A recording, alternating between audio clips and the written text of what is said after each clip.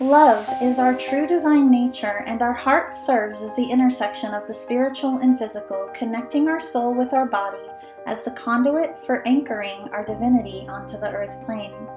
Embodying our divinity is the key to our ascension and to manifesting our highest destiny in this life. The teachings of the heart are alchemy. Join spiritual mentor and channel Jennifer Spohr each week on a sacred journey to lift the veil to remembering your divinity and meet other beautiful souls who are living the path of the awakened heart. Hey everyone, I'm excited to welcome you all back to the show today and to welcome our latest guest, Mariya Shiyko. She is a spiritual business and life mentor for entrepreneurs and leaders. Her interdisciplinary approach to mentorship and teaching is known for its creativity, fun, and adventurous nature. She is a former tenured university professor who studies behavior change. Mariya is a speaker, best-selling author, award-winning educator, and an author of over 50 publications. She's also appeared in women-inspired TV, NBC, ABC, and other media outlets, and her mission is to bring out the highest potential in her clients while emphasizing deep self-compassion and intuitive wisdom. Welcome, Mariya. So blessed to have you here today. Thank you so much, Jennifer. It's my pleasure. Yeah, and wow, I mean, like, what a bio. You've been all Somebody help over. me. Somebody help me to create it. So I love it. No, I love it so much, and it seems like your work is right up my alley. There's a lot of overlap in what we do, so I'm sure that we share a lot in common, and I'm excited to have this chat today. So I'd love for you to share with us, what inspired you to make this shift, right, into the work that you're doing today? And do you still leverage components of your previous work as a professor? I do. I do. I had a client this morning that I think relates to me because of this prior work that I have done. Because her question, which I think so many people can relate to, was I have so many doubts that come from my left brain. She's very accomplished. She is actually a medical doctor. And so she says, well, how can I, lean into my heart? How can I lean into my intuition while so many doubts come up in my brain, in my head? My son is right here. I apologize about that. So it's like being a mom at the same time. And I can relate so much to what she struggles with because I've struggled with that for several years of trying to read books that have scientific proof about spirituality, and it's been like pouring a little bit of comfort and getting a pill to soothe my doubt, but at the same time, no matter how many books I've read, the bottom line was that I had to go and just trust no matter what, no matter if I read the 100 books or 200 books or this author and that author, but incrementally it has helped. And so I can so much relate to her, to this client, but also to so many other people who struggle with the doubt that is connected to what if there is no scientific proof? What if there is not enough data to show the evidence of the divine? So I can relate strongly. And in terms of my past, I think I've never logically, from the place of my ego, could have ever imagined going down this path. And it was not a path that I have taken deliberately, even though I had to start choosing it deliberately once the options started presenting themselves. And at first, it was curiosity, trying to help myself dealing with problems in relationships, romantic relationship work, mental health, physical health. So, like, very practical pain points that were present.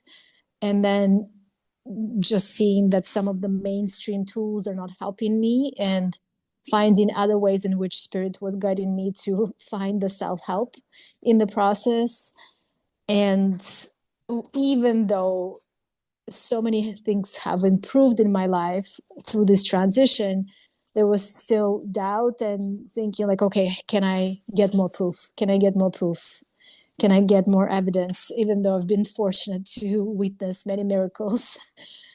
So, so I think the journey has been accidental and then intentional. Mhm. and and then more and more now it's a deliberate choice every day of choosing certainty and trust over anything else, really. Yeah, absolutely. I love that you bring up that need for proof, right? I can relate to that, and I know that so many people listening can too. That need for proof comes from, in my experience and that of the clients I've worked with, comes from a deeply embedded societal program, right? That we need to conform, that we need to look outside of ourselves for the answers, which that program, it really keeps us so closed off. Something else that really popped forward that you brought up and shared as well is about needing to see the data or not being able to see the data, right? And that also comes from a fixated program, right? That data or what it even means to define proof, what proof means to you or to me, it's we're putting that into a box. And I believe that two of the greatest qualities we can embrace and embody on our journey are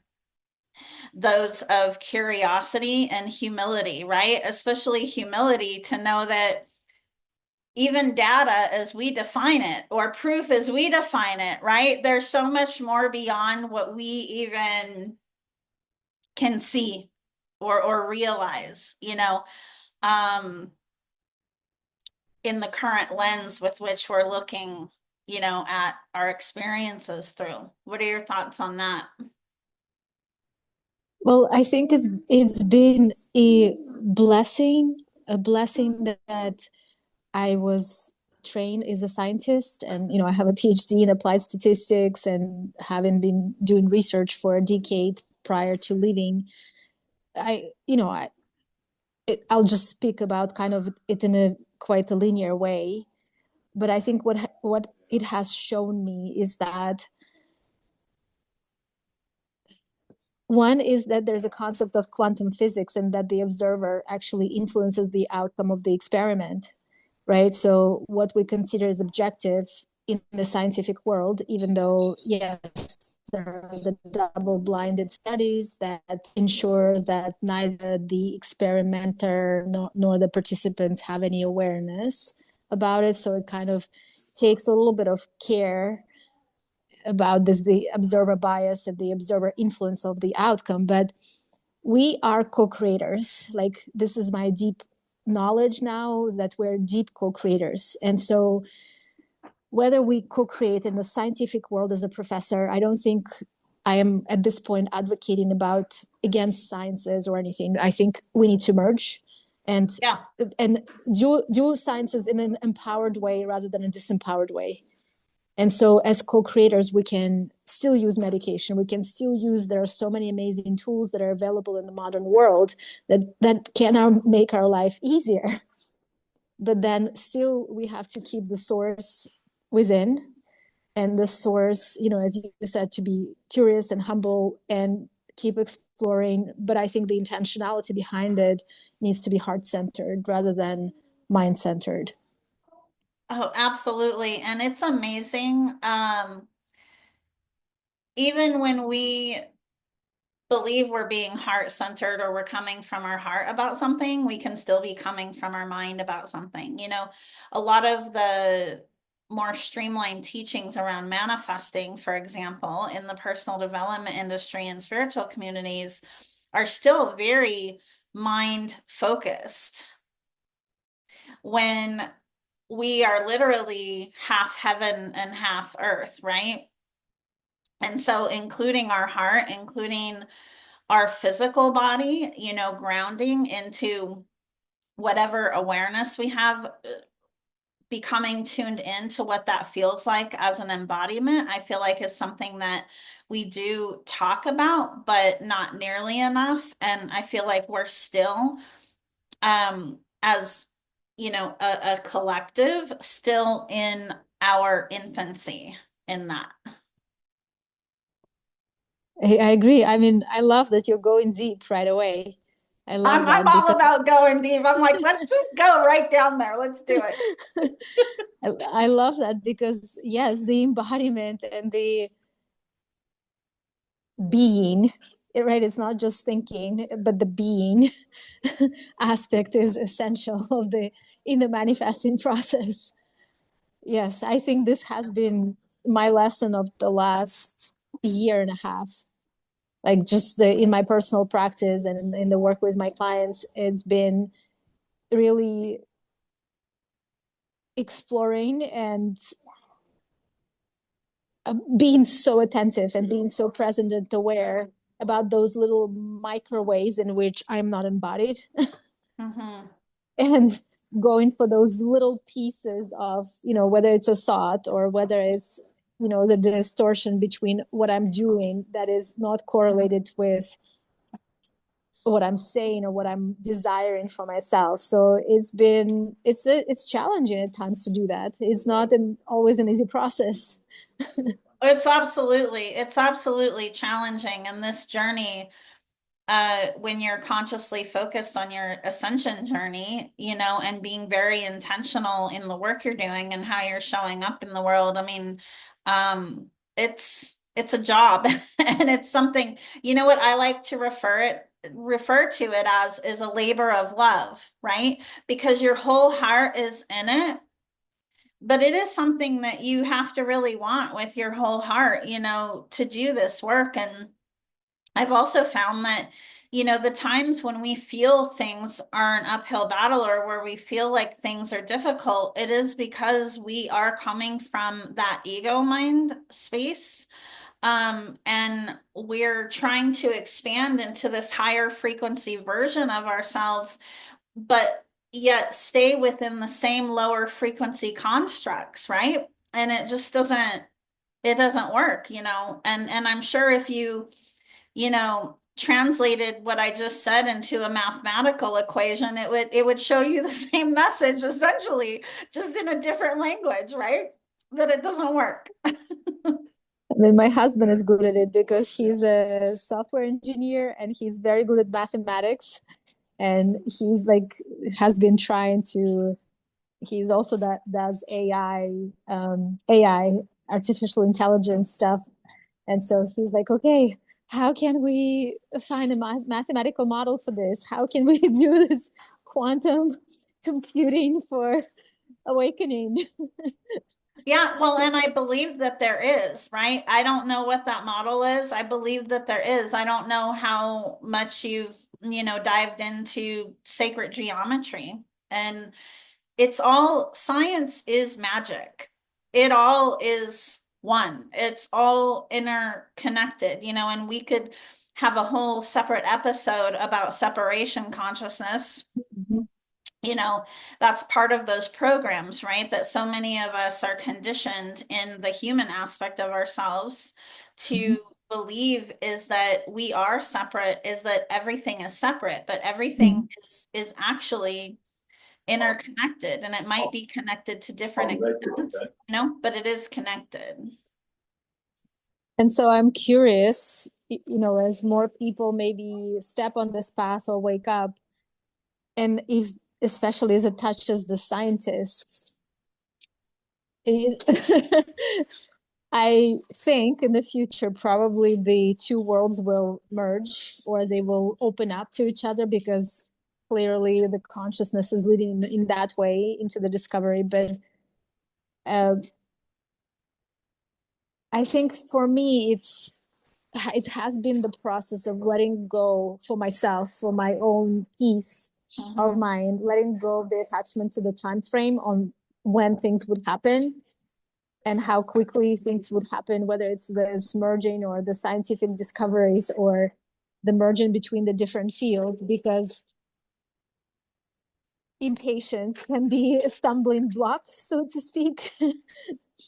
And so I have been following the advice of my teacher, who now has passed away. And she's like, we cannot take life from the perspective of one human life.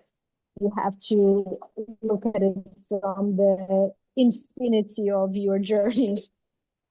And so in that way, I think many things would be like, even in this lifetime, the number of advances has been incredible, really. Absolutely. I also find too that when we feel impatient, that we are not in the now moment. We're either that we're in another space, right? Of wishing Yep. something else would come forward that isn't unfolding in the present moment. I find that the more that we can anchor into the present moment, that is the portal through which we can collapse space and time, right?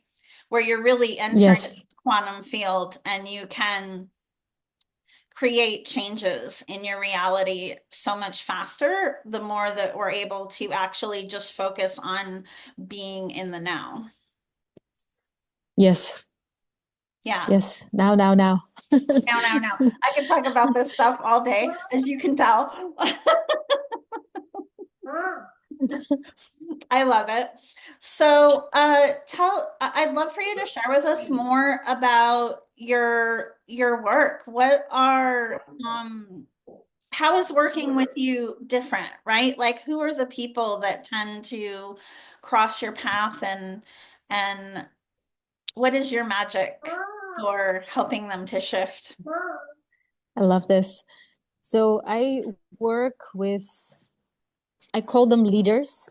They, at least in my eyes, they are leaders. They're new paradigm leaders. They're Mhm. leaders in their field. Maybe it's medicine or spirituality or business or really anything else, sports. I'm sorry that my son is like, he's tuning in and out. I'm going to just tell him that I'll be with him shortly.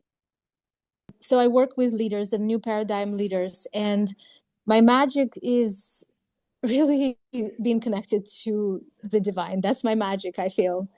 So because I would not say that there are specific tools that I'm training. I have a collection, hundreds, thousands of different trainings and tools that I have access to, whether it's subconscious reprogramming or inner child or intuitive channeling and all kinds of modalities, breath work, meditation, all of that. But I find that these days, what I do really is that I'm being present, as you said, which is connected to being in the here and the now and meeting the person where they are and being able to channel for them.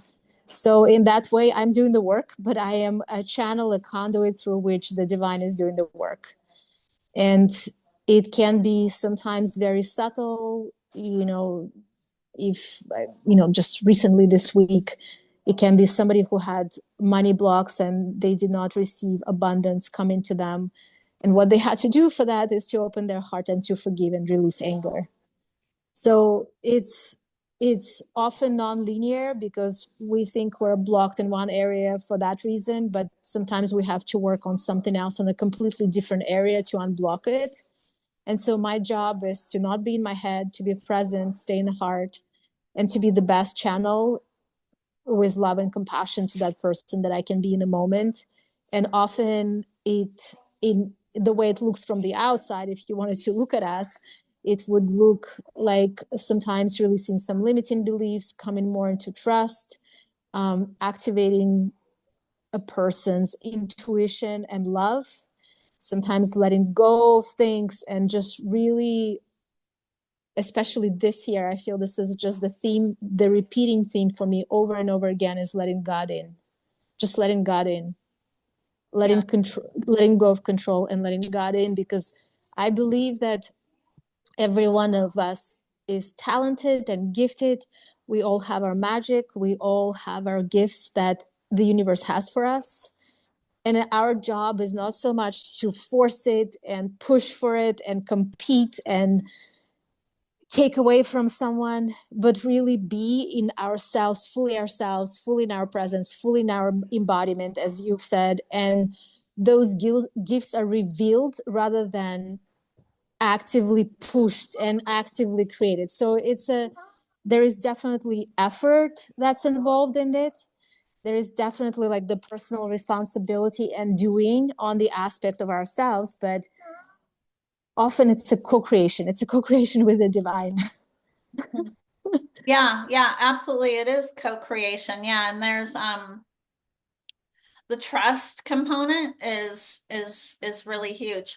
What percentage of the time would you say in your work with clients is you're activating them versus actually supporting them in integration? That's a great question. So I feel that a lot of my clients now, they have done inner work, some kind of inner work. It's very rare that I get someone who has not done therapy or healing or Reiki or have had a channeling or intuitive session before. So I would say that most of my clients, they are not newbies, they're not novices completely. So they've done some inner work or meditation, or if they're completely new, I suggest for them to meditate and give them practice. And then for me, it becomes more just the time that we spend together, the time that we are in the presence of each other becomes the activation. And sometimes we don't even go into trauma. We don't go into who said what, when, at which time point, and what this is what happened to me. Like these stories at this point become less relevant than actually the energetic being with each other. It's great that you bring up actually that there are times where just being in each other's presence, there's an activation happening because we don't always need to get into the story, right? Like there is a time where we do need to get into the details of things when our human mind needs some kind of something, right, to wrap itself around, to comprehend, to even be able to process what's happening, right? But a lot of times we actually don't. There is so much power in the energetic exchange. And I feel like we have barely even scratched the surface of our potential in that because I believe that we all have these gifts too, right? Like I'm a channel and a healer as well, and I know that you are too. And I believe that everybody has those gifts within them. It's just a matter of again going back to curiosity and humility, right? It just goes back to their willingness to open up to that, to explore that more, and to show up in that way more. Absolutely. Yeah, Absolutely. I think that,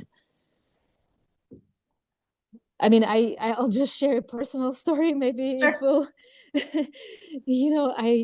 we hired a therapist for 6 months for myself and my husband. And so we worked with a therapist, and it was probably not attempt, it was like process number 50 or 100 something for me to kind of excavate a little bit of the inner child stuff.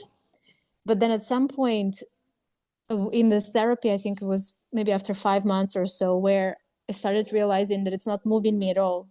It's not moving me anywhere because it's again the story and the feelings, and I'm like, okay, I'm done with that. Like I'm done with the story, I'm done with the feelings, and at some point, I think the stories are important, and at the end, we have to remember who we are. We are still the soul on the journey. We're still this infinite potential. We're still this part of the spark. We're still this amazingness that is not describable even in any words, because if we get stuck in the stories, we're just putting so many limitations on what we are, what we can do, and we we really bring down our magnetism and our potential in terms of creativity and what we're able to co-create and do in this world. So it's like it's basically coming out of the victim consciousness. Yeah. And it's there is value in it. There is value in some implementing some changes, practical things in terms of how we treat people and how we treat each other, and inclusiveness and the kind of spaces we create. Like, there is a lesson in this victim consciousness, there is gold, but I think once it's harvested, it needs to be let go. Yeah, absolutely. Yeah. And it's amazing. I mean, even the stuff that we talk about that needs to be released, right? How it all serves a purpose. Our experiences are all interconnected in terms of being in service to our own evolution and also that of the collective. Yeah. Mariya, what else, just in closing, what else are you feeling guided to bring forward at this time? Great question. Okay, so what's coming through for me right now is, how can we all work together? How can we all work together? Because I think we've worked maybe separately in different pieces of our journeys, and we have mastered certain aspects and skills. And I think the journey forward, that this is what's coming through, so I'm a conduit to that message, is learning how to work together with each other. So the feeling is that there are different departments and maybe gifts and skills that different people have, and they've learned some lessons, they've mastered some methodology and craft and skills. And how can we start bringing this together? Because it feels in this message that the synergy will be more than just one. It's like the sum of pieces will be way more than just the individual particles. Absolutely. Yeah. Thank you so much for channeling that. I love that. So much wisdom. Mariya, for those who are interested in connecting with you more, where can they find you? They can find me on social media, on my website. So it's Mariya Shiyko, and the spelling is a tongue twister a bit. It has double Y's in my first and last name, Mariyashiyko. So it's my first and last name on Instagram, Facebook, LinkedIn. Also, my website is the same, mariyashiyko.love, LOV. I'm in all of those spaces. Great. Yeah. And we will have those links for everyone in the show notes as well. And you had a gift that you wanted to share as well, correct? Sure. I I would love to share. It's a practice, a transformational practice of releasing your fear of success. Oh, that is a good one. That is a good one. I love that. Yes. Because yeah, I mean, just as much, right, as the negative based fears that we have, we can also have a fear of the unknown essentially around our rising, which is really so important. What a perfect gift for our conversation today. Thank you so much. Mariya, it has been So an welcome. absolute pleasure and honor to have this conversation with you and to have you as a guest. Thank you. Thank you very much. Thank you. Thank you for holding space and creating some amazing magic too with your podcast. My pleasure. Thank you for listening to Path of the Awakened Heart. Be sure to subscribe to the podcast on Apple Podcasts or pathoftheawakenedheart.com so you never miss an episode. To learn more about living with an awakened heart and navigating your ascension journey, visit me at jenniferspore.com.